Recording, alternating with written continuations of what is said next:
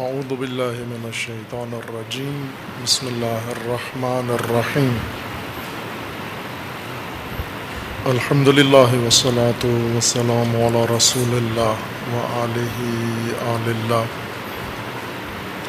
واللعنۃ الدائمۃ علی اعدائہم اعداء اللہ من یوم عداوتہم الی یوم لقاء اللہ اما بعد فقال اللہ تبارک و تعالی فی کتابہ المجید و فرقانہ الحمید اعوذ باللہ من الشیطان الرجیم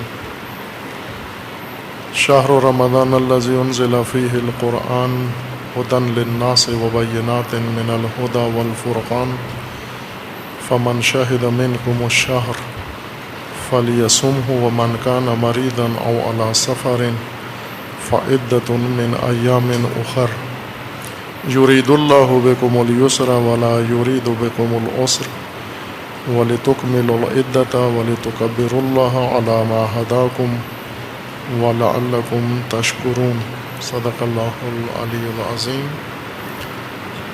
حلول ماہ مبارک رمضان، شہر اللہ الاکبر، ماہ قرآن و ربیع قرآن، تمام امت اسلامیہ و تمام بندگان خدا کو تبریک و تہنیت عرض ہے۔ یہ فرصت جو خداوند تبارک و تعالی نے ہمیں سب کو عنایت فرمائی ہے، ماہ مبارک رمضان خداوند تبارک و تعالی کا خاص لطف ہے و رحمت ہے۔ خود ماہ مبارک رمضان اور اس ماہ رحمت و ایام رحمت میں جو ظرف ہے رحمت خداوند تبارک و تعالی کے لیے،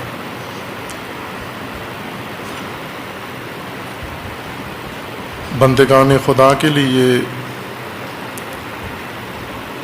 توفیق ہے، عنایت ہے حق تعالی کی جانب سے۔ فریضہ بندگی ادا کرنے کے لیے، تقرب الہی کے لیے، لقاء اللہ کے لیے، اپنی منزل تک پہنچنے کے لیے، سلوک الی اللہ کے لیے، سیر الی اللہ کے لیے ماہ سیر و سلوک ہے۔ عام طور پر تأثر ذہنوں میں یہ ہے کہ ماہ مبارک رمضان یہ اوقات اپنے اندر ایسی برکات خیرات رکھتے ہیں کہ انسان اگر کچھ نہ بھی کرے اور فقط یہ مہینہ گزر جائے تو ماہ مبارک رمضان کے اثرات انسان کے اوپر پڑتے ہیں۔ جیسے بارش ہو رہی ہو، اگر موسم ٹھنڈا ہو جاتا ہے، مرطوب ہو جاتا ہے، زمین مرطوب ہو جاتی ہے، فصلیں ہری ہو جاتی ہیں، اس طرح سے ماہ مبارک رمضان بھی ہے۔ اور انسان اگر معمول کے مطابق رہے، اپنی کارکردگی نہ بڑھائے، تو بھی برسات کی طرح رمضان رحمتیں برسا کر چلا جاتا ہے کہ بعض اوقات ماہ مبارک رمضان کی تفسیر و تفضیل میں یہ نقطے بیان کیے جاتے ہیں اور یہ درست ہیں اگر ان سے صحیح نقطہ سمجھا جائے اور غلط فہمی نہ ہو۔ ماہ مبارک رمضان انسان کے لیے، مومن کے لیے، سالک الی اللہ کے لیے فرصت ہے۔ آیہ کریمہ سورہ مبارکہ بقرہ میں 185 آیہ میں شہر رمضان کا تعارف ہے، اور آیہ 186 میں سلوک الی اللہ کا ذکر ہے۔ آیہ 185 میں ہے شہر رمضان الذی انزل فیہ القرآن ھدی للناس وبينات من الهدى والفرقان فمن شهد منكم الشهر فليصم. اور آیا 186 میں ہے وَإِذَا سَأَلَكَ عِبَادِي عَنِّي فَإِنِّي قَرِيبٌ أُجِيبُ دَعْوَةَ الدَّاعِ إِذَا دَعَانِ فَلْيَسْتَجِيبُوا لِي وَلْيُؤْمِنُوا بِي لَعَلَّهُمْ يَرْشُدُونَ. ماہ مبارک رمضان کا تعارف خداوند تبارک و تعالیٰ نے بندگان خدا کے لیے کروایا کہ ماہ رمضان جس میں قرآن نازل ہوا ہے، ماہ نزول قرآن ہے. وہ آیا بعد میں ہے وَإِذَا سَأَلَكَ عِبَادِي عَنِّي فَإِنِّي قَرِيبٌ، کہ اگر کوئی سالک اللہ، سالک الہی اللہ کی طرف سلوک کرے، سفر کرے، اس کو بھی بتا دیا کہ فَإِنِّي قَرِيبٌ أُجِيبُ دَعْوَةَ الدَّاعِ إِذَا دَعَانِ. تقارن ان آیات کا، ربط ان آیات کا، ترتیب ان آیات کی اس بات کی طرف دلالت کرتی ہے کہ ماہ مبارک رمضان ظرف سلوک ہے، سلوک اللہ بندگان خدا کے لیے. اور بندگان خدا کے لیے سفر اللہ کے لیے سب سے مناسب فرصت و موسم ہے. اگر انسان اپنی کارکردگی نہ دکھائے اس ماہ کے اندر، یہ ماہ خود انسان کو کہیں لے کر نہیں جاتا، وہ باران رحمت انسان پر نہیں برستی. ماہ مبارک رمضان کی خصوصیات جو قرآن میں اور روایات میں ہیں اور بالخصوص زبان مبارک رسول اللہ صلی اللہ علیہ وآلہ وسلم سے بیان ہوئی ہیں کہ یہ ماہ مغفرت ہے، ماہ رحمت ہے، ماہ صدقہ ہے، ماہ استغفار ہے، ماہ دعا ہے، ماہ تزکیہ ہے، ماہ تطہیر ہے. یہ انسان کی کارکردگی کا مہینہ ہے، عبد سالک کی کارکردگی کا مہینہ ہے. اس ماہ میں انسان اپنی کارکردگی دکھا سکتا ہے. معمولات زندگی میں سے بعض معمولات کے ترک کرنے کا حکم ہے، جیسے کھانا پینا اور بعض اور امور جو کھانے پینے کے مشابہت رکھتے ہیں کے ساتھ، تاکہ ان معمولات سے باہر آئے انسان اور سلوک کی کارکردگی دکھائے، سفر اللہ کی کارکردگی دکھائے.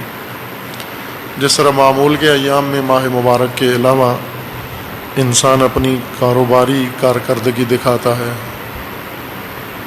اور معمولات زندگی میں اپنی کارکردگی دکھاتا ہے اور اس کا نتیجہ لیتا ہے، ان ایام میں ماہ مبارک میں سلوک اللہ میں اپنی کارکردگی دکھائے گا اور وہی اسے نصیب ہوگا جو اس نے انجام دیا ہے.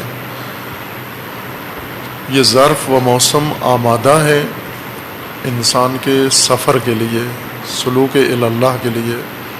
ماہ عباد اللہ ہے، ماہ بندگان خدا ہے، ماہ بندگی ہے، ماہ عبادت ہے. اور اس کے حقوق باقی ایام کی نسبت انسان پر زیادہ ہیں، عام ایام سے زیادہ ہیں. اور خصوصاً جب یہ موسم کی سختی کے ہمراہ ہو، اس میں اجر و فضیلت بڑھ کر ہے. جیسے اس حالیہ ماہ مبارک رمضان میں کہ شدید گرمی کے اندر ہے بعض ممالک کے اندر، جیسے پاکستان میں. بعض دیگر ممالک میں چونکہ موسم گرما نہیں ہے، وہاں ماہ مبارک رمضان ہے، لیکن زمین کے آدھے حصے میں موسم سرما ہے، آدھے حصے میں موسم گرما ہے. زیادہ تر مسلمان آبادی میں موسم گرما ہے اور گرمی کی شدت ہے. شدت گرما کارکردگی کی تاثیر کو بڑھا دیتا ہے، چونکہ رمضان المبارک کے بعض وجہ تسمیہ میں کہ ماہ رمضان کو رمضان کیوں کہتے ہیں، رسول اللہ صلی اللہ علیہ وآلہ وسلم کا فرمان ہے اس وجہ سے کہ رمضان کا مطلب ہوتا ہے شدید گرمی، پگھلا دینے والی گرمی، اور ماہ مبارک رمضان انسان کے گناہوں کو پگھلا دیتا ہے، شخصیت کو پگھلا دیتا ہے، پگھل جاتی ہے شخصیت اور ناخالصی اس سے دور ہو جاتی ہے، جس طرح سنیارہ سونے کو پگھلاتا ہے اور ناخالصی اس سے دور کر دیتا ہے پگھلا کے حرارت سے۔ ماہ مبارک رمضان کے اندر وہ شدت ہے جس سے انسان کی نامناسب کارکردگی یا شخصیت کی وہ صفات جو شایان شان انسان نہیں ہیں وہ پگھل جاتی ہیں۔ آداب ہیں مخصوص ماہ مبارک رمضان کے، ان آداب میں سب سے اہم و واجب ادب روزہ ہے۔ روزہ واجب ہے، عبادت ہے، وہ افضل عبادات میں سے ہے، بعد از نماز سب سے زیادہ فضیلت روزے کی ہے۔ اور روزے کے بارے میں حدیث ہے قدسی جو ائمہ اطہار سے نقل ہوئی ہے کہ اللہ تعالیٰ کا فرمانا ہے الصوم لی، روزہ میرے لیے ہے، وَأَنَا أَجْزِي بِهِ، اور میں جزا دوں گا اس روزے کی۔ یا بعض روایات کے اندر ہے کہ میں خود جزا ہوں روزہ دار کے لیے۔ اور رمضان یومی فرصت ہے اور اس کے اندر ادب واجب روزہ رکھنا ہے۔ روزہ کے متعلق قرآن میں بھی حکم ہے امساک، روزے کا مطلب ہے امساک، امساک یعنی روک دینا، چھوڑ دینا، دستبردار ہو جانا، ممانعت کرنا اس معمول میں جو پہلے سے عادت بن چکی ہے، رواج بن چکا ہے اور ہم روزمرہ ادا کرتے ہیں یا انجام دیتے ہیں، اس سے چھوڑ دینا۔ ارتکاب کے مقابلے میں ہے امساک۔ امساک یعنی کھانا کھا رہے ہو تو چھوڑ دو، پانی پی رہے ہو تو چھوڑ دو۔ اس امساک کا دائرہ وسیع ہے۔ حضرت سیدہ زہرا سلام اللہ تعالی علیہا کے فرمان میں ہے کہ روزہ انسان کے پورے وجود کا ہے، صرف پیٹ کا یا منہ کا نہیں ہے، زبان کا بھی روزہ ہے، آنکھوں کا روزہ ہے، کانوں کا روزہ ہے، خیال کا روزہ ہے، امساک ہے۔ جتنی چیزوں سے عادی ہو چکے ہیں، خوگر ہو چکے ہیں، اس ماہ میں امساک کریں، ترک کر دیں، چھوڑ دیں، ممانعت اختیار کریں، اور وہ بھی خدا کی خاطر۔ کیوں؟ بعض بزرگان کے بقول کے یہ منہ بند کریں تاکہ دوسرا منہ کھل جائے انسان کا، پیٹ کا منہ بند کریں تاکہ دل کا منہ کھل جائے انسان کا، وہاں سے انسان کو کچھ نصیب ہو۔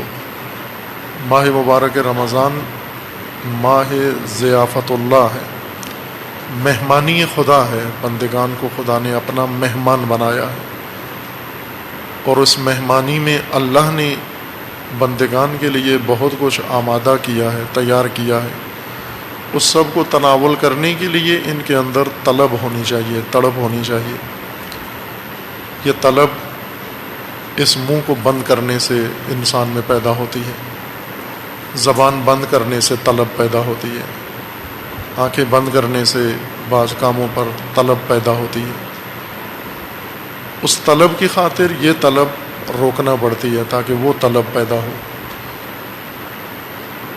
اور خداوند تبارک و تعالیٰ نے اس ماہ کے بارے میں فرمایا ہے کہ اس میں انسان کی راہ سے، سلوک کی راہ سے رکاوٹیں ہٹا دی گئی ہیں، شیاطین اسیر کر دیے گئے ہیں، زنجیروں میں جکڑ دیے گئے ہیں، یعنی تمام موانع برطرف کر دیے گئے ہیں۔ فقط انسان ہے، راستہ ہے اور عزم و ہمت انسان ہے۔ فلسفہ رمضان اور فلسفہ روزہ دو الگ الگ مطالب ہیں۔ فلسفہ رمضان میں جو وسیع تر ہے اس میں ایک روزہ ہے، اور فلسفہ روزہ اس کے اندر بھی بہت گہرائی ہے اگر انسان سمجھے اس بندگی میں، چونکہ افضل عبادت و بندگی روزہ ہے۔ اسے رسم نہ بنایا جائے اور نہ ہی رسومات میں گزارا جائے۔ احترام ہے، حرمت ہے ماہ رمضان کی اور حرمت ہے روزے کی۔ آداب رمضان بجا لانا ایک فریضہ ہے، اس کی حرمت کو بچانا اور اس کی حرمت کا احترام بجا لانا، پاس کرنا، یہ بھی ایک فریضہ ہے انسان کے لیے۔ جیسا قرآن کریم میں ہے، ممکن ہے انسان کسی عارضے کی بنا پر روزہ نہ رکھ سکے، ادب واجب نہ بجا لا سکے، مریض ہے، مسافر ہے، لیکن اس پر احترام ماہ رمضان و حرمت ماہ رمضان لازم ہے و واجب ہے، جس کے فقہی پہلو ذکر کر دیے گئے ہیں۔ ماہ مبارک کے فلسفہ میں سب سے نمایاں خصوصیت قرآن کریم نے یہ ذکر فرمائی ہے کہ یہ ماہ نزول قرآن ہے۔ تمام خصوصیات اہم ہیں، لیکن نمایاں خصوصیت ماہ مبارک رمضان کی ماہ نزول قرآن ہے۔ نزول قرآن پہلے مختلف مواقع پر مناسبتوں سے بیان ہوا ہے کہ نزول کا مطلب مکانی جسمانی طور پر اوپر سے نیچے آنا نہیں ہے۔ نزول قرآن غیر از نزول باران ہے۔ نزول باران میں بارش بادلوں سے زمین پہ اترتی ہے، قطرات ٹپکتے ہیں، یا کسی اونچائی سے کوئی چیز نیچے آ جائے، اسے عربی زبان میں نزول کہتے ہیں۔ نزول قرآن چونکہ ہدایت کا نزول ہے، ہدایت کے نزول سے مراد اونچائی سے نیچائی کی طرف آنا نہیں ہے، بلکہ انسان کے لیے آسان بنانا، قابل فہم بنانا، انسان کی دسترس میں قرار دینا ہے۔ قرآن اپنی حقیقت کے اعتبار سے عرفہ ہے، اعلیٰ ہے، اور انسان کی دسترس سے باہر ہے، کتاب مکنون میں ہے، علم الہی میں ہے، لوح محفوظ میں ہے، لیکن ضرورت انسان کی ہے۔ حق تو یہ ہے کہ انسان وہاں تک رسائی حاصل کرے، کہ اصل سلوک اسی کو کہتے ہیں، انسان وہاں تک رسائی حاصل کرے، اسفل سافلین سے اس مقام اعلیٰ علیین تک پہنچے۔ لیکن یہی منزل طے کرنے کے لیے اس کو رہنمائی کی ضرورت ہے۔ وہاں تک رسائی کے لیے ہی قرآن انسان کی دسترس میں قرار دیا گیا ہے، یعنی ہدایت الہی انسانی قالب میں، انسانی لہجے میں، انسانی زبان میں، انسانی شکل کے ساتھ، انسانی طور طریقوں کے ساتھ مطابقت اس کو دے کر انسان کے اختیار میں قرار دی گئی ہے، تاکہ اس کو اپنائے اور اس ہدایت کے ذریعے رسائی حاصل کرے اسی مقام تک جہاں سے قرآن آیا ہے، اس کی طرف، اس مقام تک انسان نے جانا ہے۔ ہم یہ کہہ سکتے ہیں کہ قرآن نازل کیا گیا ہے تاکہ انسان کو تعالی عطا کرے، علو و سربلندی عطا کرے۔ یہ مہمان زمین پہ آیا ہے تاکہ زمینیوں کو اپنے ہمراہ لے کر اس مقام مکنون تک، ملکوت تک لے جائے، پہنچائے، جو اصل مقام ہے انسان کا۔ چونکہ ماہ نزول قرآن ہے وہ ماہ فہم قرآن ہے، ماہ قرآن ہے، قرآن ہدایت ہے، اس ہدایت کا حصول ماہ مبارک رمضان کا اصلی ادب ہے و فریضہ ہے۔ اپنے تئیں مومنین کوشش کرتے ہیں قرآن کریم سے سروکار رکھیں ماہ مبارک رمضان میں۔ بعض فقط تلاوت کی حد تک، پڑھ لینے کی حد تک یا ختم قرآن کی حد تک کر لیتے ہیں، لیکن ہدایت کو اتنا سا اہتمام کافی نہیں ہے۔ ہدایت کے لیے اس سے زیادہ اہتمام کی ضرورت ہے۔ پڑھ لینا، قراءت کر لینا اور ختم کر لینا، اس کا دورہ کر لینا کافی نہیں ہے، اس سے ہدایت نہیں ہوتی۔ یہ ہدایت کے تمہیدات میں سے ہے، مقدمات میں سے ہے یا معدات میں سے ہے، ان امور و کاموں میں سے ہے کہ ہدایت کے لیے ابتدائی طور پر یہ مرحلے طے کرنا لازمی ہے تاکہ اصل مقصود حاصل ہو سکے۔ اس لیے روایات کے اندر ہے کہ لا خیر فی قراءۃ لا تدبر فیہا، ایسی قراءت میں کوئی خیر نہیں ہے انسان کے لیے جس کے اندر تدبر نہ ہو، قرآن میں غور نہ ہو، فکر نہ ہو۔ اور جس طرح قرآن کریم کے اندر موجود ہے کہ رسول اللہ صلی اللہ علیہ وآلہ وسلم خدا کی بارگاہ میں شکوہ کریں گے مہجوریت قرآن کا، رب ان قومی اتخذوا ھذا القرآن مہجورا۔ ان قراتوں کے باوجود اور اس ختم کے باوجود اور کثرت سے پڑھنے کے باوجود مہجوریت قرآن کی جاری ہے، چونکہ ہدایت جب تک دریافت نہ ہو جائے، اخذ نہ کر لی جائے، اپنا نہ لی جائے اور اس کے سائے میں انسانی زندگی آ نہ جائے اور ہدایت انسانی زندگی کا منشور نہ بن جائے، اس وقت تک ہدایت مہجور ہی کہلاتی ہے۔ اور مہجور ہدایت کو باقی امور کے ذریعے سے اگر ہم تلافی کرنا چاہیں نہیں ہو سکتی جب تک خود ہدایت بن کر ہمارے زندگی میں نہ آ جائے۔ مہجوریت قرآن بہت واضح چیز ہے، باوجود اس کے کہ قرآن کے نسخے ہر کتاب سے زیادہ ہیں اس وقت دنیا کے اندر۔ سب سے زیادہ پڑھا جانے والا متن قرآن ہے، سب سے زیادہ چھپنے والا متن قرآن ہے، سب سے زیادہ فروخت ہونے والی قرآن ہے، سب سے زیادہ ہدیہ دی جانے والی کتاب قرآن ہے، سب سے زیادہ احترام کی جانے والی کتاب قرآن ہے، سب سے زیادہ تقدس قرآن کا ہے۔ یہ سب چیزیں ہیں، پھر بھی قرآن مہجور ہے۔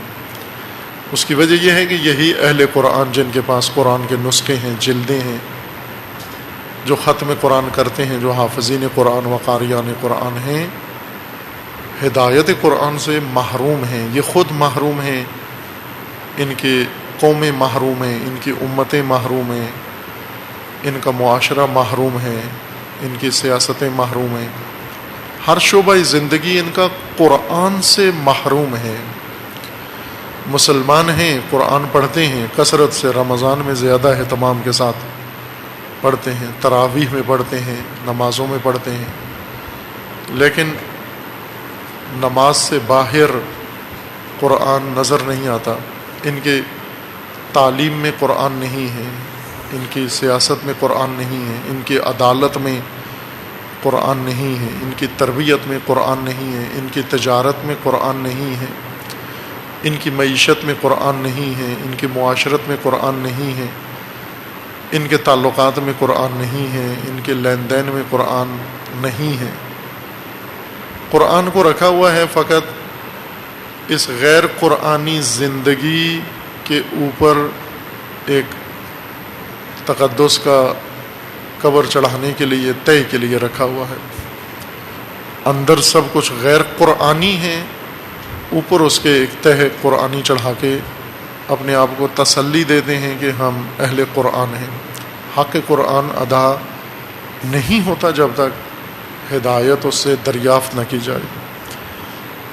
اب ہدایت تک پہنچنے کا ذریعہ یہ ہے، طریقہ یہ ہے کہ ہم پہلے قرآن سمجھ میں آئے، معرفت ہو قرآن کی، شناخت ہو قرآن کی، پہچان ہو، اور قرآن بحیثیت کتاب ہدایت لی جائے، جیسا خود قرآن کریم اپنا تعارف کرا رہا ہے۔ ذالک الکتاب لا ریب فیہ ھدی للمتقین شہر رمضان الذی انزل فیہ القرآن ھدی للناس۔ خود قرآن اپنا تعارف ھدی للناس، ھدی للمتقین کرا رہا ہے، لیکن ہمارے پاس ابھی بھی فال کی کتاب ہے، استخاری کی کتاب ہے۔ کثرت سے رجوع قرآن کی طرف فال اور استخارے کے لیے کیا جاتا ہے، جس کی ممانعت ہے، جو شان قرآن کے مطابق نہیں ہے۔ یہ نہیں ہے ہدایت لینا قرآن سے، استخارہ یا فال نکالنا۔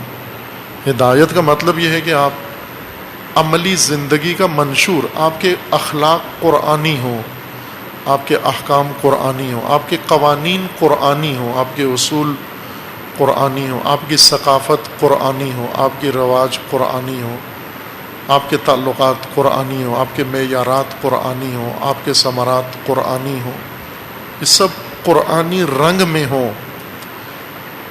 قومی قبائلی زندگی کے اندر فال نکال کے قرآنی نہیں بنایا جا سکتا اس کو، قبائلی زندگی کو، قومی زندگی کو، تہذیب کی زندگی کو، ثقافتی زندگی کو ایک فال کی مدد سے قرآنی رنگ نہیں دیا جا سکتا جب تک معیار قرآنی نہ ہو، جب تک ہدایت قرآنی نہ ہو۔ ہدایت کا پہلا مرحلہ فہم قرآن ہے، شناخت قرآن ہے، معرفت قرآن کریم ہے۔ اس معرفت کے بعد پھر انسان عملاً شروع کرے، قرآن کی ہدایت کو اپنائے، ہدایت کا سرا ڈھونڈے اور اس سرے کو پکڑے اور آخر تک اس پہ سفر کرے۔ قرآن انسان کو مقصد واضح مبین صورت میں بتاتا ہے، راستہ بتاتا ہے اس مقصد تک پہنچنے کے لیے، ادب بتاتا ہے راستہ طے کرنے کے لیے، راہبر بتاتا ہے راستہ طے کروانے والا بتاتا ہے، احکام قوانین بتاتا ہے، رکاوٹیں بتاتا ہے، موانع ذکر کرتا ہے، دشمن اس راستے کے بتاتا ہے، اور ان سب امور کے لیے رائے حل اور چارہ جوئی ذکر کر رہا ہے۔ قرآن کے اندر ایک بہت عالی، حسین، زیبا و خوبصورت نظام ہے اللہ کا بشر کے لیے، انسانی نظام ہے، لیکن بنایا اللہ نے ہے، خداوند تبارک و تعالیٰ نے، اور وہ نظام قرآن ہی کے اندر ہے۔ ابھی وہ رخ زیبا دیکھا نہیں کسی نے، اکا دکا دیکھتے ہیں جو قرآن کے عاشق ہو جاتے ہیں، جب انہیں وہ رخ، وہ زیبائی، وہ حسن قرآن کے اندر نظر آتا ہے، وہ عاشقان قرآن میں سے ہو جاتے ہیں۔ جیسے علامہ اقبال ہیں کہ اقبال جس طرح قرآن پڑھتے ہیں وہ اور رنگ ہوتا ہے قرآن پڑھنے کا، عام لوگ جب قرآن پڑھتے ہیں اور حالت ہوتی ہے ان کی قرآن کی، اس لیے کہ جو فال کے طور پر ایک کتاب اٹھاتا ہے یا ثواب کی کتاب پڑھ رہا ہے وہ کہاں، اور جسے یہ شناخت ہے کہ یہ تو ہدایت کی کتاب ہے، یہ انقلاب کی کتاب ہے، یہ بشر ساز نظام ہے، یہ انسان ساز نظام ہے، یہ نظام ساز ہدایت ہے اللہ کی، اس کے ہاتھ میں جب یہ کتاب آتی ہے اس کی حالت مختلف ہوتی ہے۔ دیکھنے کو تو سبھی دیکھتے ہیں، قرآن کو پڑھنے کو سبھی پڑھتے ہیں، لیکن صاحبان معرفت جب پڑھتے ہیں ان کی حالت اور ہوتی ہے۔ سالک اللہ جب قرآن پڑھتا ہے، قرآن اس کو اپنی ہدایت عطا کرتا ہے، عنایت کرتا ہے۔ قرآن کا محرم بنے، مخاطب بنے، خطاب سنیں قرآن کا، انس پیدا کریں قرآن کے ساتھ، رسم قرآن خوانی کے بجائے حقیقتاً قرآن کے محرم بنے، مانوس ہوں قرآن کے ساتھ، روح قرآن سے آشنا ہوں۔ اب اسی قرآن فہمی و قرآن شناسی کے مراحل میں سے جو ہر سال توفیق ہے اللہ تعالیٰ کی جانب سے مومنین کے سامنے و طلاب کے لیے باس قرآنی شروع کی جاتی ہے، اور یہ ابحاث قرآنی عرصے سے توفیق الہی طالب علمانہ باس کی جاتی ہے اور حسب معمول دفن ہوتی جاتی ہے۔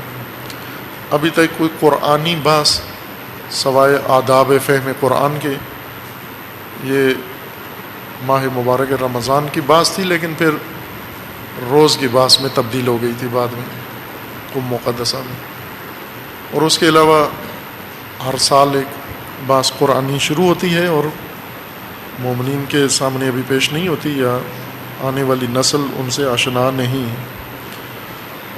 جو یہاں ہمارا بنا ہوا ہے ایک نامناسب نظام، ہر چیز کو دفن کرنے کا اور لاپرواہی کا اور ٹائم پاس کرنے کا، اس کا شکار ہو رہی ہے۔ بعض بہت ہی اہم باتیں ہوئی ہیں قرآن کریم کے عنوان سے، ان میں ایک بات سنن الہی ہے جو مسبوق بسابقہ ہے۔ پہلے 2 سال ماہ مبارک رمضان میں یہ بات کی گئی ہے ایک وقفے کے ساتھ۔ سنن الہی قرآن کریم کی ہدایت کا ایک اہم باب ہے، باب سنن الہی۔ سنن سنت کی جمع ہے، اور سنت راستے کو کہتے ہیں، طریق کو کہتے ہیں، سیدھا آسان اور پائیدار راستہ جو ہمیشہ کے لیے ہو اس کو سنت کہتے ہیں۔ اس کے لوازمات بھی ہیں، ان لوازمات معنی میں سنت کا لفظ زیادہ استعمال ہوتا ہے، یہ اصطلاحات پہلے ہم بیان کر چکے ہیں، انہیں تکرار نہیں کرتے۔ سنت کی اصطلاحات مختلف علوم کے اندر اور لغات کے اندر موجود ہیں۔ ہمارے مد نظر اصطلاح قرآن کریم ہے کہ حق تعالیٰ نے ہدایت کو اور ان اصولوں کو سنت کا نام دیا ہے، جنہیں سابقہ ابحاث میں عرض کیا گیا تھا۔ سنت سے مراد وہ اصول، ضابطے و قوانین ہیں جو اللہ تعالیٰ نے انسان کی حیات کے استمرار کے لیے مقرر فرمائے ہیں۔ مثال یا تشبیہ کے ساتھ اگر بیان کریں تو زیادہ مطلب واضح ہو جائے گا۔ حیات انسانی ریل کی طرح ہے، ٹرین کی طرح ہے، اور سنت ریل کی طرح ہے۔ ٹرین کی پٹڑی ہے اور اس کے اوپر ٹرین چلتی ہے، گاڑی چلتی ہے۔ یہ گاڑی، ٹرین، یہ حیات انسان ہے متصل۔ جس طرح ٹرین، اس کی بوگیاں ہوتی ہیں، ڈبے ہوتے ہیں، اور ان بوگیوں میں مسافر سوار ہیں۔ ہر بوگی میں ایک نسل بیٹھی ہوئی ہے، اگلے ڈبے میں بھی ایک پوری نسل انسانی ہے، پچھلے ڈبے میں بھی ایک نسل انسانی ہے، اس سے اور متصل۔ عام ٹرینیں جو شہری چلتی ہیں ہمارے ہاں، ان کے اندر چند بوگیاں لگاتے ہیں، 20-30 یا زیادہ یا کم، لیکن حیات انسانی کا یہ تسلسل، یعنی ایک نسل، اس کو اگر ہم ایک زمانے کو ایک ٹرین کے ڈبے کے ساتھ تشبیہ دیں تو یہ نہ ختم ہونے والا سلسلہ ہے۔ یہ قطار، یہ ٹرین اور اس کی بوگیاں ختم ہونے والی نہیں ہیں۔ آپ ممکن ہے پہلی کو تو ڈھونڈ لیں کہ یہاں سے شروع ہوئی ہے یہ ٹرین، لیکن آخری نہیں ملے گی آپ کو. جہاں جائیں پیچھے ایک اور ڈبہ آ رہا ہے نظر آئے گا. اور جس طرح یہ جڑی ہوئی ٹرین، ڈبے اس کے ایک پٹڑی کے اوپر جا رہے ہیں، سب کا راستہ ایک ہے. اگلا ڈبہ جس نسل کو لے کر جس راستے سے گزر رہا ہے، پچھلا بھی ہو بہو وہیں سے گزر رہا ہے. اس سے پیچھے جو نسل جا رہی ہے وہ بھی وہیں سے گزر رہی ہے، چونکہ نیچے راستہ ایک بنا ہوا ہے، مسیر ایک ہے، وہ ریل ایک ہے اس کی. حیات انسانی کے لیے خداوند تبارک و تعالیٰ نے اس طرح راستہ مقرر کیا ہے، اصول مقرر کیے ہیں، قوانین بنائے ہیں، ضابطے بنائے ہیں، عمومی تمام بشر کے لیے، اول سے لے کر آخر تک. اور نسلیں اپنی اپنی باری میں انہی اصولوں کے مطابق گزر کے جا رہے ہیں، انہی راہوں سے گزر کے جا رہے ہیں، متصل ہو کے جا رہے ہیں. لیکن ہر ڈبے میں بیٹھی ہوئی نسل کو یہ احساس ہے کہ ہم ہی اولین و آخرین نسل ہیں، اور نہ پیچھے کوئی ہے ہمارے، نہ ہم سے پہلے کوئی گیا. بھول جاتے ہیں جبکہ آپ سے آگے بھی کچھ نسلیں ہیں جو گئی ہیں اور جا رہی ہیں، اور آپ کے بعد بھی کچھ نسلیں ہیں جو آ رہی ہیں، اور سب ایک ہی راستے سے سفر طے کر کے جا رہے ہیں.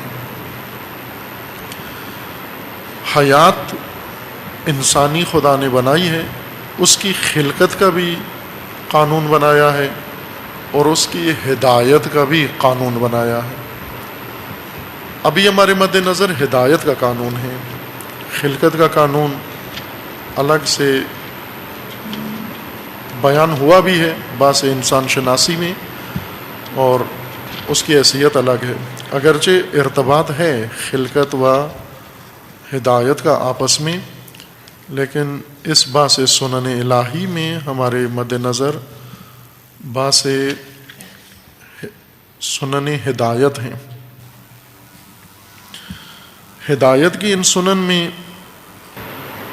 اللہ تعالیٰ نے ان قوانین کو سنت کہا ہے، کیونکہ سنت کا مطلب ہوتا ہے پائیدار راستہ، دیرپا راستہ، آسان راستہ، سیدھا راستہ اور پائیدار راستہ. انسانی حیات کو اس راہ کی ضرورت ہے، صراط کی ضرورت ہے. صراط ان قوانین کا نام ہے جن کے اوپر حیات بشر کو چلایا گیا ہے، رکھا گیا ہے کہ حیات انسانی ان اصولوں کے اوپر بسر ہوگی. دو طرح کے اصول ہیں، ایک پہلو سے اشارہ کیا کہ خلقت کے اصول ہیں، اور دوسرے ہدایت کے اصول ہیں. دو مرحلے ہیں.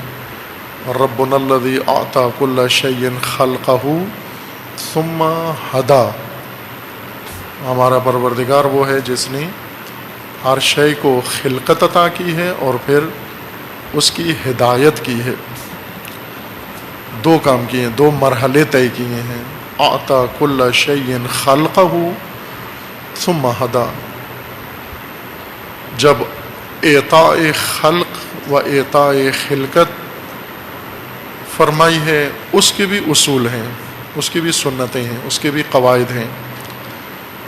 ان قواعد کو سنن تکوینی کہتے ہیں، سنن تخلیق، جو نظام ہستی کے اصول ہیں، کائنات کے اصول ہیں. مرحلہ خلقت کے بعد ہدایت کا مرحلہ ہے. ہدایت کے لیے بھی اصول مقرر فرمائے ہیں، جیسے تشریع کہتے ہیں، سنن تشریعی. سنن تکوینی کے مقابلے میں سنن تشریعی ہیں. سنن تکوینی اختیاری نہیں ہے، ہمارے بس میں نہیں ہے. انسان ان میں مداخلت نہیں کر سکتا، طے ہیں، اجبار ہے. سارا نظام ہستی ان سنن تخلیق و سنن خلقت کے مطابق وجود میں آتا ہے، اپنے وجود کو جاری رکھتا ہے، اور پھر کسی اور شکل میں، کسی اور صورت میں تبدیل ہو جاتا ہے.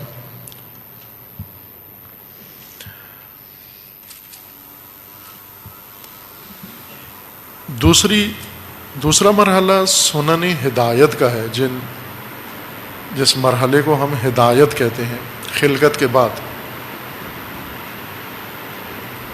آتا کل شیء خلقہ ثم ہدی، اس ہدایت میں انسان کی ہدایت دوسرے موجودات کی ہدایت سے ممتاز و منفرد ہے۔ ہدایت کے اصول اختیاری ہیں، جبری نہیں ہیں، اختیار انسان میں قرار دیے گئے ہیں، انسان چاہے ان اصولوں کو اپنائے اور چاہے نہ اپنائے۔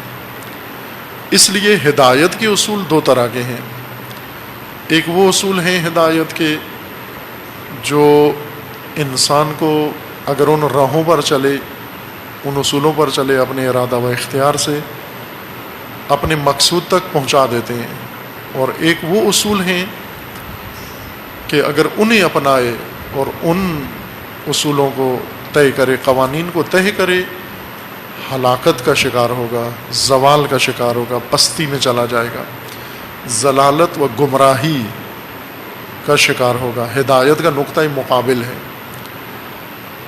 ہدایت مقصود کو پانا اور ضلالت مقصود گم کر بیٹھنا، سرگردان ہو جانا، کنفیوز ہو جانا، پستی میں چلے جانا ہے۔ ہدایت کے اصول دو طرح کے ہیں،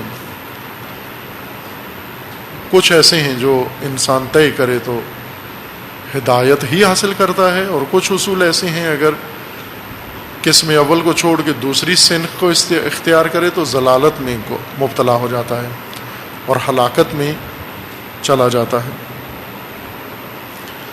لہٰذا انہیں دو حصوں میں تقسیم کیا ہے قرآن کریم نے، اصول ہدایت امت یا اصول عروج امت یا انسان، اور اصول نجات امت۔ دوسری قسم ہے اصول زوال، اصول ہلاکت، اصول عذاب یا پستی یا ضلالت کے اصول ہیں۔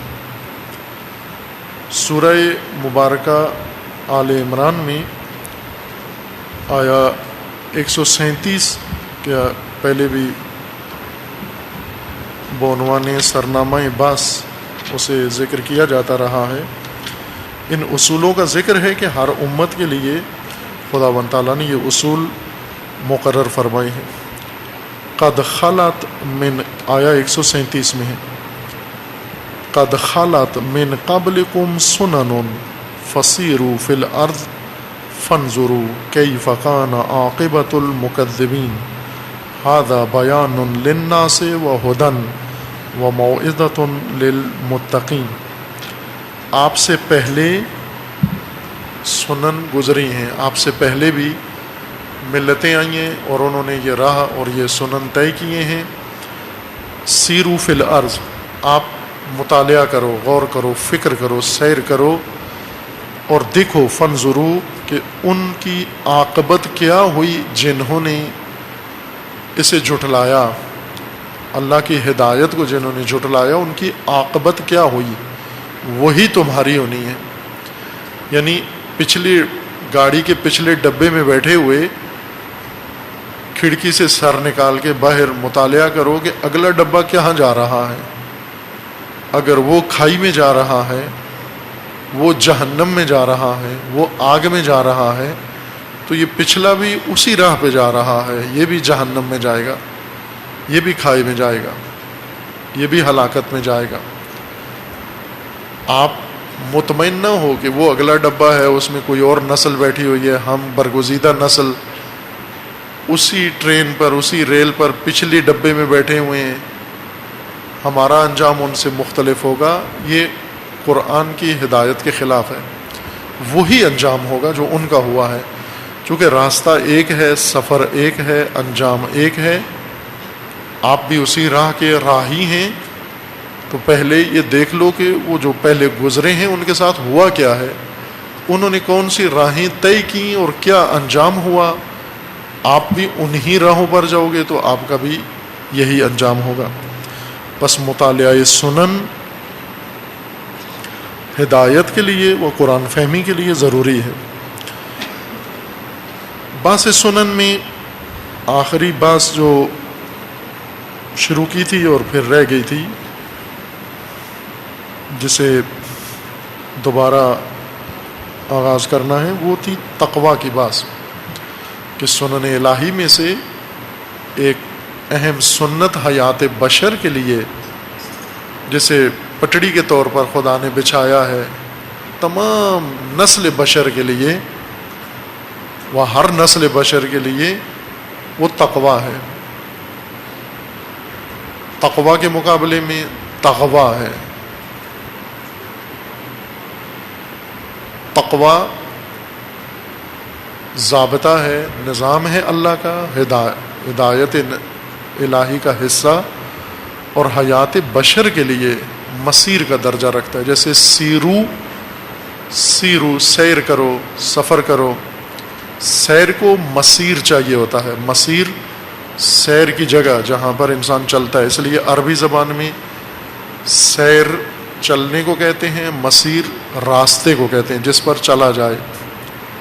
ہم سیر ٹہلنے کو کہتے ہیں، سفر کو نہیں کہتے اردو میں۔ سیر کا اور معنی ہو گیا ہے سیر و تفریح۔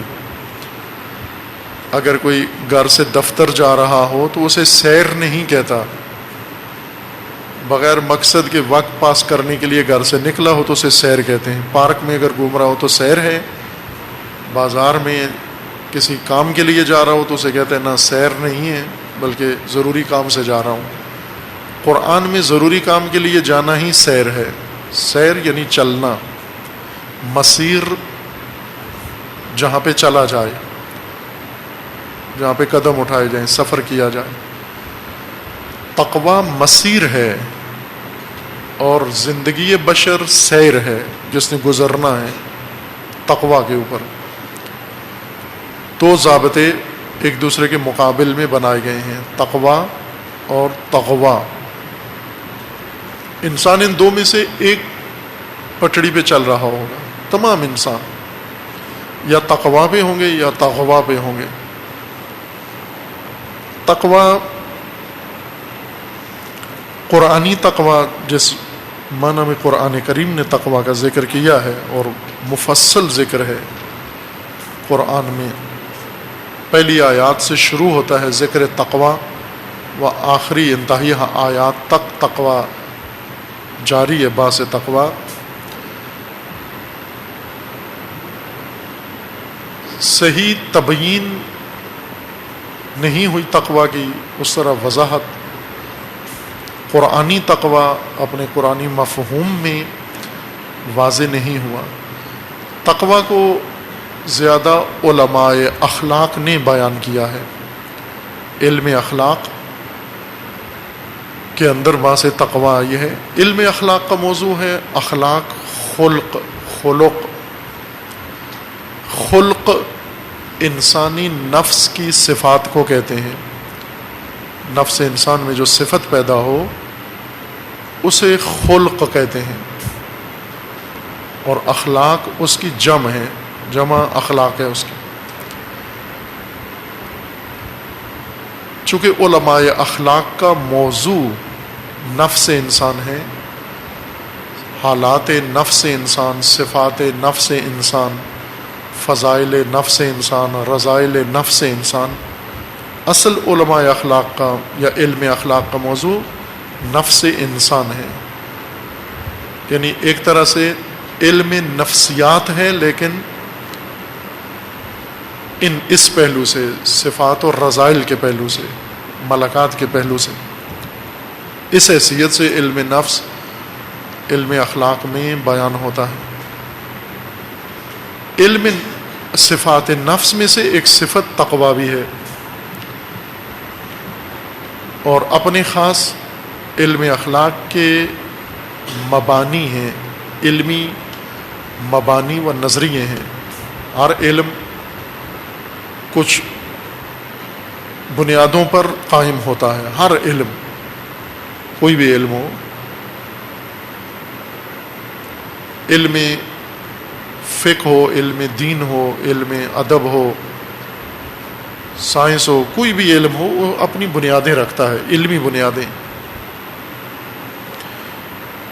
اگر وہ بنیادیں نہ ہوں کوئی علم وجود میں نہیں آ سکتا۔ جیسے مثلا طلاب پڑھتے ہیں عربی علوم پڑھتے ہیں، صرف پڑھتے ہیں، نحو پڑھتے ہیں، یا ادبیات پڑھتے ہیں، اردو ادب پڑھتے ہیں، فارسی ادب پڑھتے ہیں، انگلش ادب پڑھتے ہیں، ادبیات جو زبان کے متعلق علم ہے یا لغت کے متعلق علم ہے، اس کی ایک بنیاد ہے، اصول ہیں، بنیادی اصول. ان بنیادی اصولوں کو اس علم کے مبانی کہا جاتا ہے. عموماً اس علم کے اندر وہ اصول نہیں پڑھائے جاتے جن اصولوں پر وہ علم قائم ہوتا ہے، علم کے اندر مذکور نہیں ہوتے. انہیں مفروض لیا جاتا ہے، فرض کے طور پر لیا جاتا ہے کہ ہمارا فرض یہ ہے یا طے یہ ہے یا مسلم یہ بات ہے. اگر یہ ضابطہ مسلم ہے تو اس کے مطابق قاعدہ قانون یہ بنتا ہے. تمام علوم کی یہی خصوصیت ہے. کچھ چیزیں مفروض لیتے ہیں، مسلم فرض کرتے ہیں، طے شدہ فرض کرتے ہیں. ان طے شدہ بنیادوں کے اوپر نئے مسائل حل کرتے ہیں. ان نئے مسائل کو علم کہا جاتا ہے.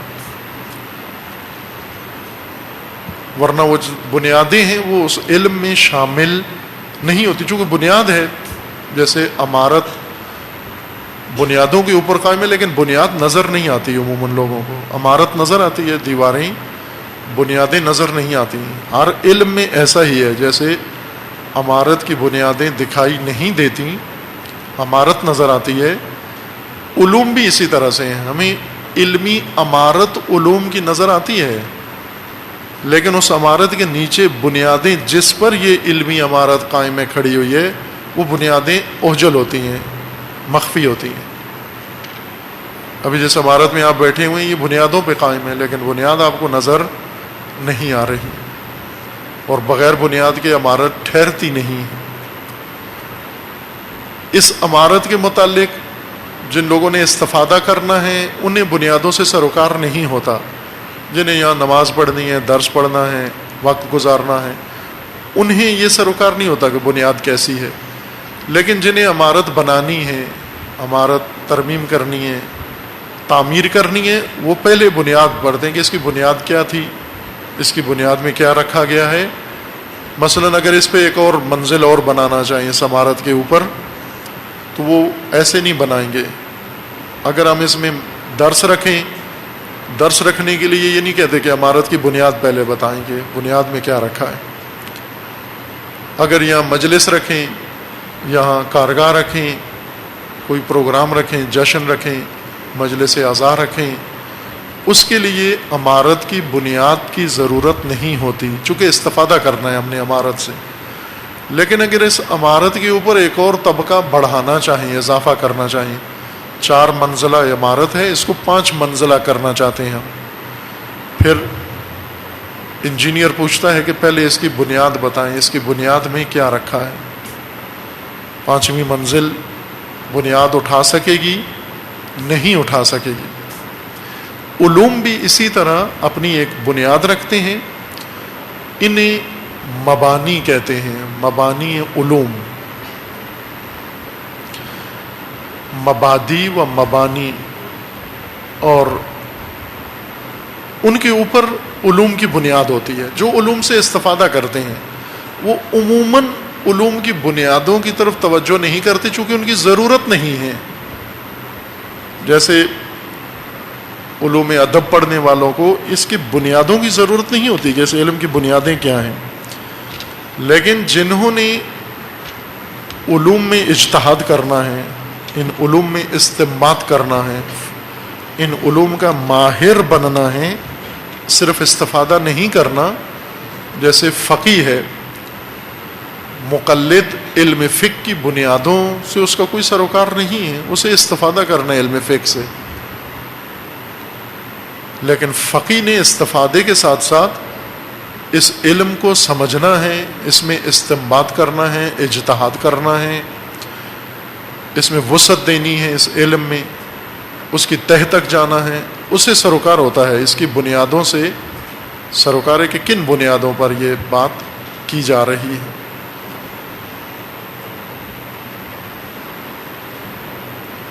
علم اخلاق کے جو مبانی ہیں، بنیادیں ہیں جن پر یہ علم نفس انسان کی تشریح کرتا ہے، تفسیر کرتا ہے، چونکہ علم نفس ہے، علم اخلاق ہے، خلق بیان کرنا ہے اس نے، اور اس خلق کے لیے نفس کو سمجھنا ضروری ہے۔ نفس کیا ہے، نفس کی حقیقت کیا ہے۔ دوسرے علوم سے مدد لیتے ہیں، دوسرے علوم جنہوں نے علم نفس کے بارے میں اپنی آراء پیش کی ہیں، ان سے مدد لیتا ہے۔ علم اخلاق خود نہیں سمجھتا، نفس کو تشریح نہیں کرتے، دوسروں سے مدد لیتے ہیں کہ یہ نفس ہے اور ہمیں اس کے اخلاق بیان کرنے ہیں، لیکن نفس کا پتہ چلے کہ کیا ہوتا ہے، پھر ہم اس کے خلقیات کا ذکر کریں گے۔ وہ دوسرے علوم سے لیتے ہیں۔ جب دوسرے علوم سے علم نفس کی بنیادیں لیتے ہیں تو جو خلقیات اس بنیادوں پر بیان کی جاتی ہیں وہ بھی پابند ہو جاتی ہیں انہی مبانی کے، انہی کے ساتھ ان کا رابطہ قائم ہو جاتا ہے ان مبانی کے ساتھ، اور ایسی صفات نفس کے لیے ذکر کی جائیں جو ان مبانی کو قبول ہوں، ان بنیادوں پر رکھ سکیں۔ جیسے عمارت آپ بنانا چاہتے ہیں، بنیاد آپ نے رکھی ہے مشرق مغرب، بنیاد رکھی ہے، اور عمارت بنانا چاہتے ہیں شمال جنوب، وہ نہیں بنا سکتے آپ، چونکہ یہ بنیاد جس کا رخ مشرق مغرب کی جانب ہے، یہ شمال جنوب کی اوپر دیوار کو یہ بنیاد برداشت نہیں کرتی، سہارا نہیں دیتی، بس آپ مجبور ہیں کہ آپ کی عمارت بھی مشرق مغرب ہونی چاہیے، چونکہ بنیاد مشرق مغرب ہے آپ کی۔ علم اخلاق نے در حقیقت یہ کام کیا ہے۔ اس وجہ سے جو خلقیات ذکر کی ہیں، ان خلقیات میں ان مبانی کی پابندی کی ہے، کرنی بھی چاہیے، اور خلقیات میں کہ یہ اخلاق، یہ صفات نفس کی ہیں، صفات نفس ذکر کرتے ہوئے زیادہ استفادہ دین سے کیا ہے، چونکہ اخلاقیات کا شعبہ ایک بحیثیت علم دین سے وسیع تر ہے، اخلاق مخصوص نہیں ہے دین کے ساتھ، وسیع ہے دائرہ اخلاق۔ لہذا ان لوگوں نے بھی اخلاقیات میں بحث کی ہے جن کا دین سے کوئی سروکار نہیں ہے، لیکن انہوں نے وہ خلقیات دین سے نہیں لی، دیگر منابع سے خلقیات کو لے کر ذکر کیا ہے۔ لیکن عموماً علماء اخلاق دیندار علماء ہیں، انہوں نے ایک منبع اخلاقیات کے لیے دین کو رکھا ہے کہ دین چونکہ سب سے بڑا منبع ہے اخلاقیات کا، سب سے بڑا منبع، اس وجہ سے دین سے استفادہ کیا ہے خلقیات کے لیے۔ خلقیات کے لیے دین کی اپنی اصطلاحات ہیں، جن میں سے ایک اصطلاح ہے تقویٰ۔ اصطلاح دین کی ہے، تقویٰ قرآن کی مخصوص اصطلاح ہے، اس سے پہلے کسی لغت میں تقویٰ متعارف نہیں ہے جس معنی میں قرآن تقویٰ سے مراد لے رہا ہے، نہ لغت عرب میں تقویٰ سے یہ مراد تھی، نہ کسی اور قوم و ملت کے اندر تقویٰ سے یہ مراد تھی، اور نہ ہی کسی علم کے اندر یہ تقویٰ اس طرح سے بیان ہوا۔ اصطلاح دین کی ہے، خالص وحی کے ذریعے اللہ تعالیٰ نے انسان کی ہدایت کے لیے تقویٰ کو ذکر کیا ہے ایک رکن کے طور پر۔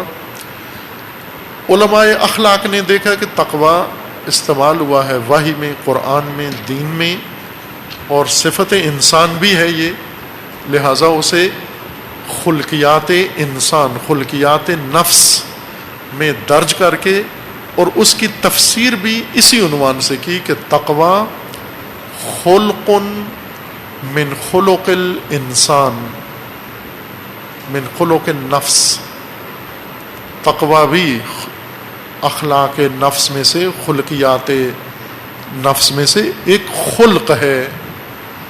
خلق کیا ہوتا ہے؟ علماء اخلاق کے مطابق خلق کس کو کہتے ہیں؟ ان کی اصطلاح یہ ہے کہ خلق ملکاتن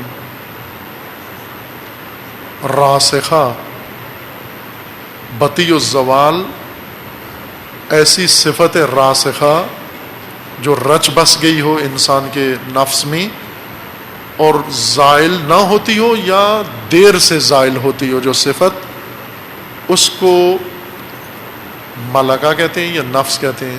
تقوی کیا ہے؟ وہ بھی خلق ہے، یعنی ایک صفت راسخ انسان کے نفس کے اندر رچ بس جاتی ہے اور غیر قابل زوال ہے یا بطیع الزوال ہے، یعنی دھیرے دھیرے زائل ہوتی ہے، آہستہ آہستہ زائل ہوتی ہے، دفعتاً زائل نہیں ہوتی۔ پھر تمام بحث اخلاق کی متمرکز ہو جاتی ہے اسی اصطلاح پر کہ تقوی اخلاق ہے، خلق نفس انسان ہے۔ خلق یہ ہوتا ہے، پس تقوی بھی یہ تعریف رکھتا ہے، لہذا تقوی کے متعلق جتنی ابحاث ہیں اب وہ ساری آ کر متمرکز ہو گئیں، مرکوز ہو گئیں اسی اصطلاح یا اس تعریف کے اوپر۔ جبکہ قرآن کریم میں تقوی اس طرح سے ذکر نہیں ہوا۔ تقوی وسعت کے ساتھ پوری حیات انسان کا احاطہ کیے ہوئے ہیں۔ باعث تقوی ہر چیز میں سرایت کیے ہوئے ہے۔ تقوی انسان کے تمام متعلقہ امور مشروط ہیں تقوی کے ساتھ، منوط ہیں تقوی کے ساتھ، متصل ہے تقوی کے ساتھ۔ بس ضرورت ہے کہ ہم مبانی قرآن کے مطابق قرآن کی اصطلاحات کو سمجھیں۔ علامہ طباطبائی رضوان اللہ تعالی علیہ جو بہت عظیم فیلسوف ہیں، بلکہ اعظم فیلسوف ہیں، فیلسوف اعظم ہیں، اس آخری زمانے کے صدیوں کے فیلسوف اعظم ہیں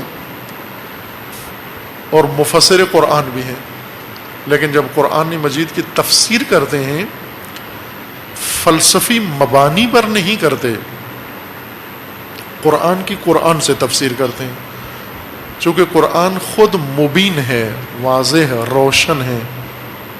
یفسر بعضہ بعضا، بعض ایسا قرآن کا بعض کی تفسیر کرتا ہے، کھولتا ہے اس کو، اس لیے فلسفہ کی مدد سے نہیں کرتے۔ فلسفی بحث کرتے ہیں اسنا میں، عنوان یہی رکھتے ہیں بحث فلسفی، اس موضوع پہ فلسفی بحث، لیکن تفسیر فلسفہ کی مدد سے نہیں کرتے کہ فلسفی مبانی سے قرآن کی تفسیر کریں، قرآنی مبانی سے قرآن کی تفسیر کرتے ہیں۔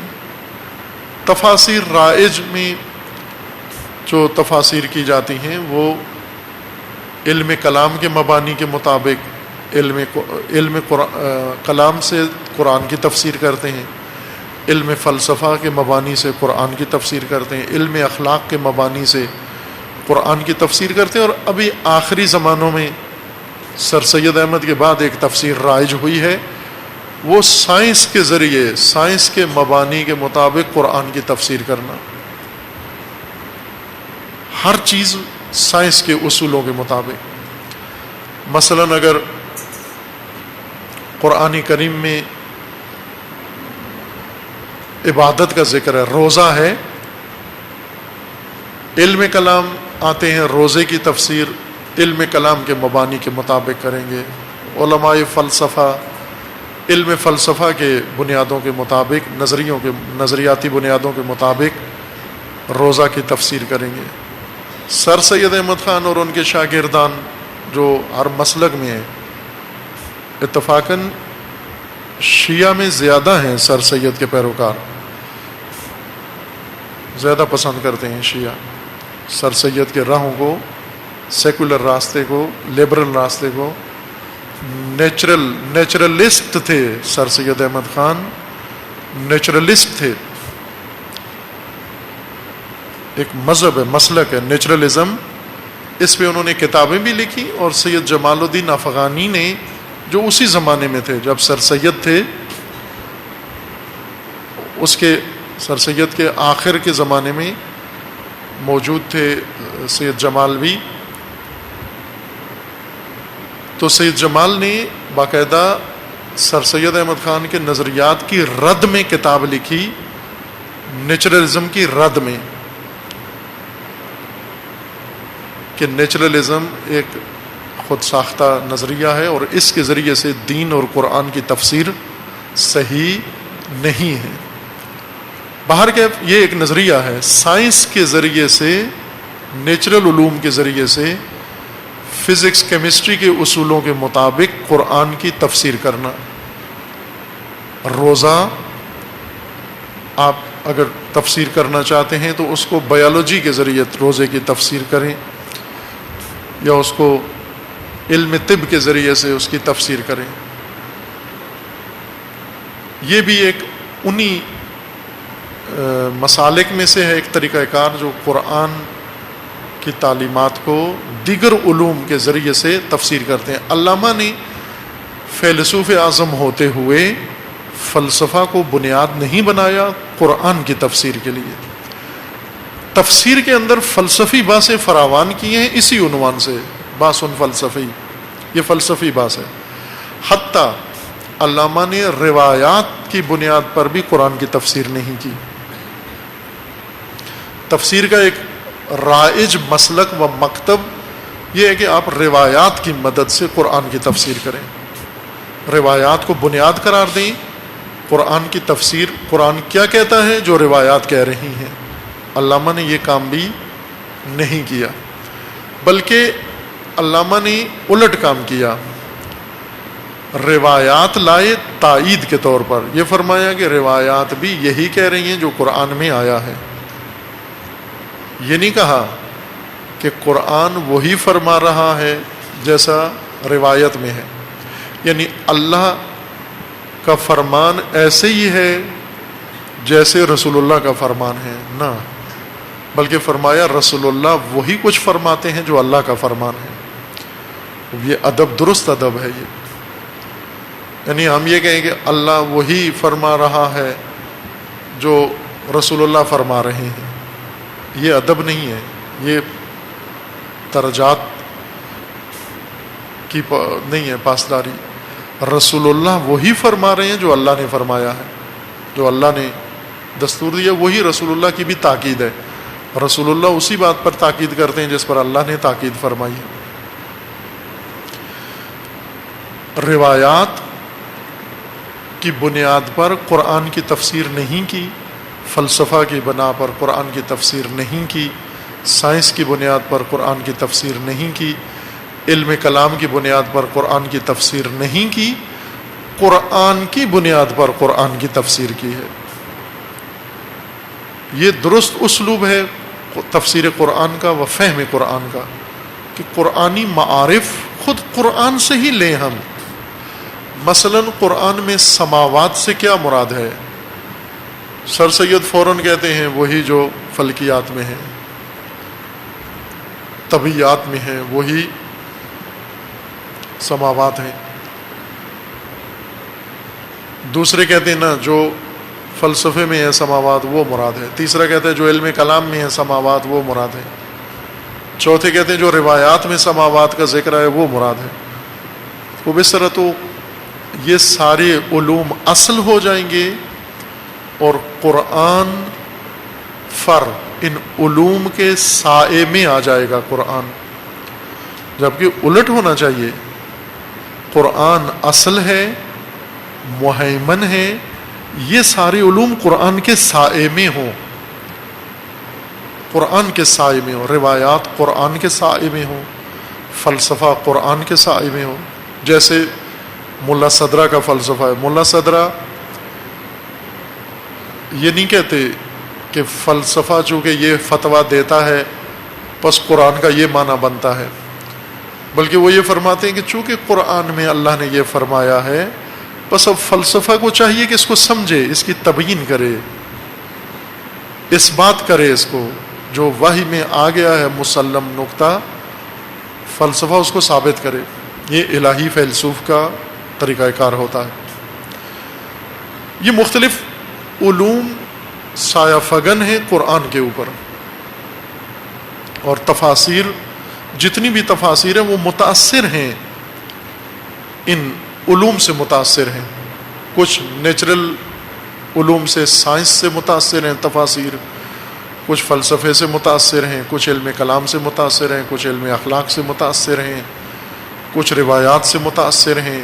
ساری تفاسیر ان علوم کے سائے میں ہیں. خب ہم اصطلاحات قرآن کو خود قرآن سے سمجھیں، چونکہ قرآن تبیان ہے، بیان ہے، مبین ہے. تقویٰ کو خود قرآن سے پوچھیں، چونکہ قرآن کا دعویٰ یہ ہے کہ اس کے اندر ابہام نہیں ہے، اجمال نہیں ہے. تقویٰ سے کیا مراد ہے قرآن کی، خود قرآن پیش کر رہا ہے کیا مراد ہے قرآن کی. قرآن حوالہ نہیں دیتا کہ قرآن میں تقویٰ سے جو مراد ہے وہ فلاں جگہ جا کر اس علم میں تلاش کرو، وہ تمہیں رہنمائی کرے گا. وہ خود قرآن ہی میں تلاش کرو، قرآن بتا دے گا کہ تقویٰ سے کیا مراد ہے. خلاصہ مطلب باس قرآنی کا یہاں ہم صرف اس باس کی تکمیل کے لیے عرض کر رہے ہیں. چونکہ نماز جمعہ میں حسب توفیق باس تقویٰ جہاں بیان کرنا واجب ہے، خطیب جمعہ کے لیے تقویٰ بیان کرنا واجبات میں سے. اگر تقویٰ بیان نہ کرے نماز جمعہ صحیح نہیں ہے. جہاں خطبے میں تقویٰ تشریح نہیں ہوتا، بیان نہیں ہوتا، دعوت تقویٰ نہیں ہے، وہ نماز صحیح نہیں ہے. 5 چیزیں جو رکن ہیں خطبات جمعہ میں، ان میں سے ایک تقویٰ ہے. وہاں یہ بات موجود ہے، کچھ ایسا قرآنی ہو چکا ہے، کچھ انشاءاللہ اللہ نے توفیق دی جاری رہے گا. تفصیل وہاں پر ذکر کریں گے سنت الہی کی. یہاں یہ بیان کرنا ہے مقصد کہ تقویٰ حیات انسان کے لیے الہی ضابطہ ہے، قاعدہ ہے، قانون ہے، سنت خدا ہے تقویٰ بشر کے لیے، اور وہ بھی ہدایت بشر کے لیے کہ زندگی تقویٰ کے اوپر گزرے. جیسے مثال دی تھی کہ تقویٰ پٹڑی ہے اور حیات انسان ٹرین ہے جس نے اس پٹڑی کے اوپر چلنا ہے. تقویٰ کی تفصیلات قرآن نے ذکر کی ہیں. وہ پٹڑی احکام قرآن ہیں، اللہ تعالیٰ کے فرامین ہیں، اوامر ہیں، یہ سب تقویٰ ہیں.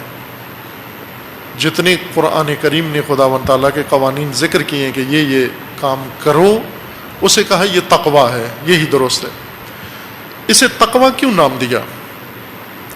خود اہم سوال ہے کہ اس خصوصیت کا نام قرآن نے تقویٰ کیوں رکھا؟ عربی لغت میں رائج تھا لفظ تقویٰ، لیکن اس معنی میں رائج نہیں تھا جس معنی میں قرآن نے مراد لیا ہے. عرب اپنی تہذیب میں یہ لفظ استعمال کرتے تھے ثقافتی معانی کے لیے. مثلا ڈال، جنگ لڑتے تھے عرب، اور جنگی ڈال کو، سپر کو وقایا کہتے تھے، گھوڑے کی زین کو وقایا کہتے تھے، یا اونٹ کے اوپر سامان باندھنے کے لیے جو بند کھینچتے تھے رسی، مثلا اس کو وقایا کہتے تھے.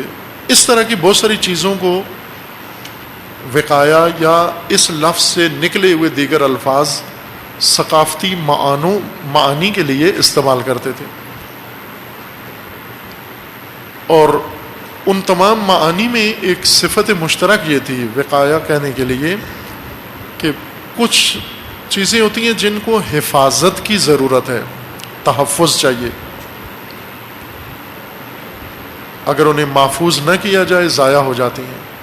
موسم ضائع کر دیتا ہے، بارش ضائع کر دیتی ہے، چور اٹھا کے لے جاتے ہیں، پاؤں تلے پائمال ہو جاتی ہیں چیزیں۔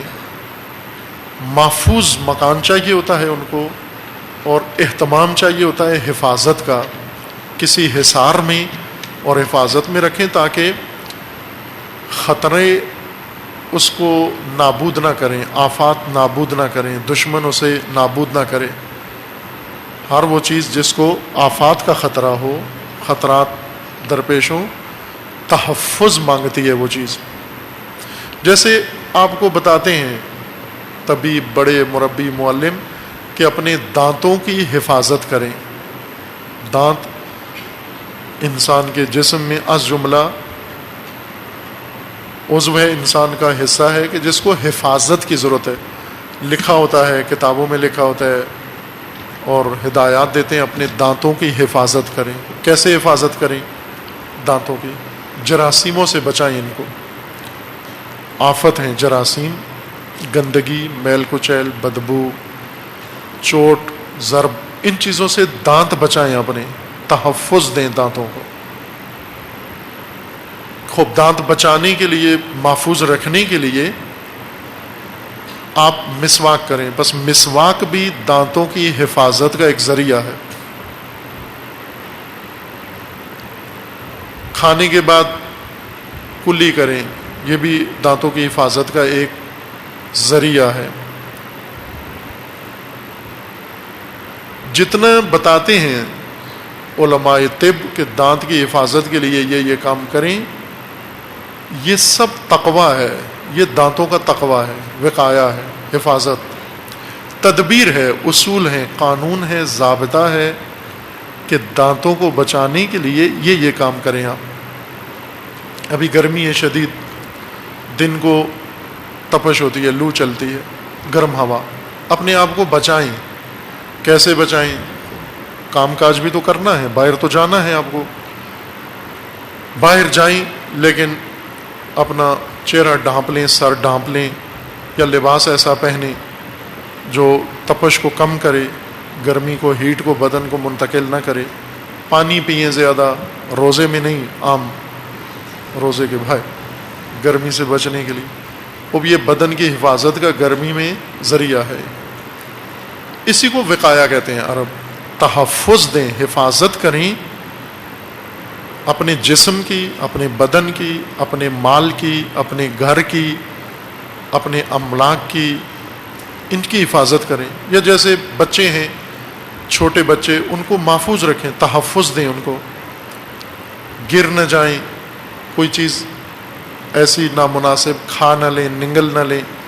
کتنا دھیان رکھتے ہیں ماں باپ بچوں کا، سایہ بن کر ان کے اوپر۔ چھوٹا سا بچہ ہے اور اتنی سمجھدار ماں ہے، بچہ نادان ہے، وہ اس نادان کے پیچھے پیچھے رہتی ہے۔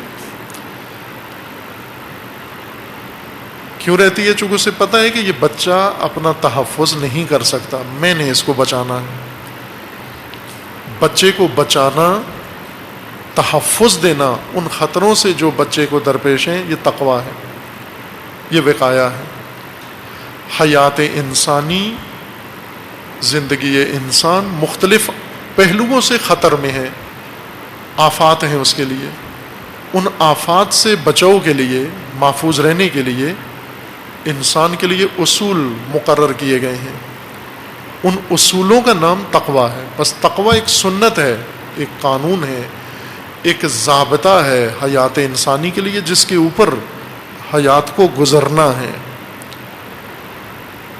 وراثت میں انسانوں نے بعد والوں کے لیے تقویٰ میراث کے طور پر چھوڑ کے جانا ہے، یعنی محفوظ زندگی کی تدبیر، الہی تدبیر محفوظ زندگی کے لیے۔